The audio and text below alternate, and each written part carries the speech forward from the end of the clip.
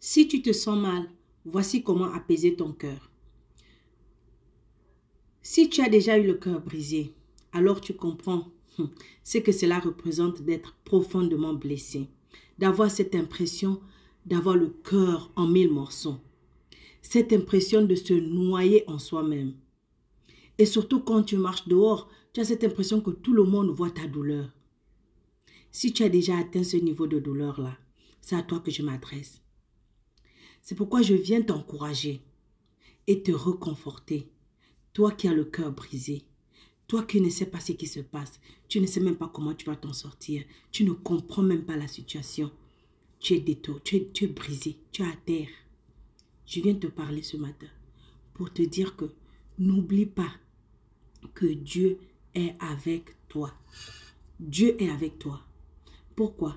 David dit dans Psaume chapitre 34, verset 18, « L'Éternel est près de ceux qui ont le cœur brisé, et il sauve ceux qui ont l'esprit dans l'abattement. » Et Psaume chapitre 46, verset 2 dit, « Dieu est pour nous un refuge et un appui, un secours toujours présent dans la détresse. » Et il dit encore, Ésaïe nous dit dans Ésaïe 43, verset 2, « Si tu traverses les eaux, je serai avec toi, et les fleuves, ils ne te subjugeront jamais.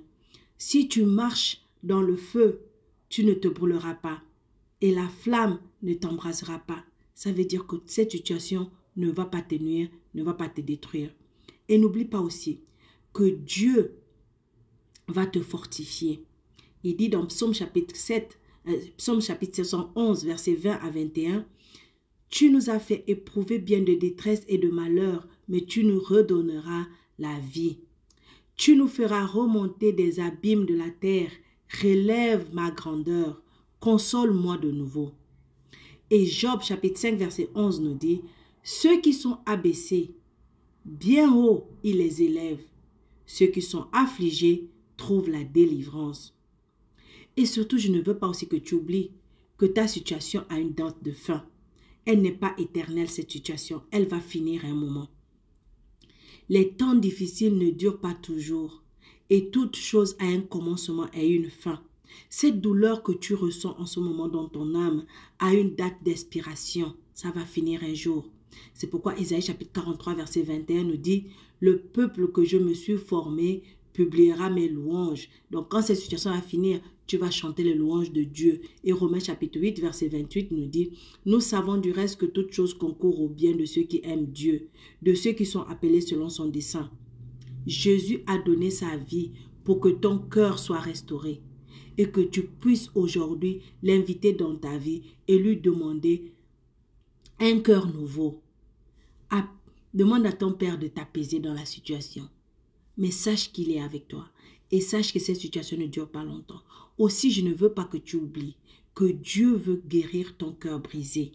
Dieu veut guérir ton cœur brisé. Psaume chapitre 147, verset 3 nous dit « Il guérit ceux qui ont le cœur brisé et il pense leurs blessures. » Et Isaïe nous dit dans Isaïe 61, verset 1, « L'Esprit du Seigneur l'Éternel est sur moi, car l'Éternel m'a oint pour porter de bonnes nouvelles aux malheureux. Il m'a envoyé pour guérir ceux qui ont le cœur brisé, pour proclamer aux captifs la liberté et aux prisonniers la délivrance. » Et n'oublie surtout pas que Dieu a un plan pour ta vie. Pourquoi? Jérémie chapitre 29, verset 11 nous dit, « Car je connais les projets que j'ai formés pour vous, dit l'Éternel, projets de paix et non de malheur, afin de vous donner un avenir et de l'espérance. » C'est pourquoi je vais te dire, ne te décourage pas, ne te décourage pas, n'abandonne pas, ne te plains pas, ne te lamentes pas. Pourquoi? Deutéronome chapitre 31 verset 6 dit, « Fortifiez-vous et ayez du courage, ne craignez point et ne soyez point effrayés devant eux, car l'Éternel ton Dieu marchera lui-même avec toi.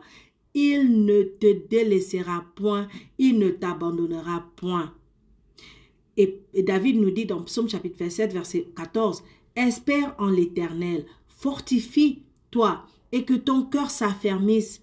Espère en l'Éternel. » Et Lamentation chapitre 3, verset 22 à 23 nous dit, « Car les bontés de l'Éternel ne sont pas à leur terme et ses tendresses ne sont pas épuisées. Chaque matin, elles se renouvellent.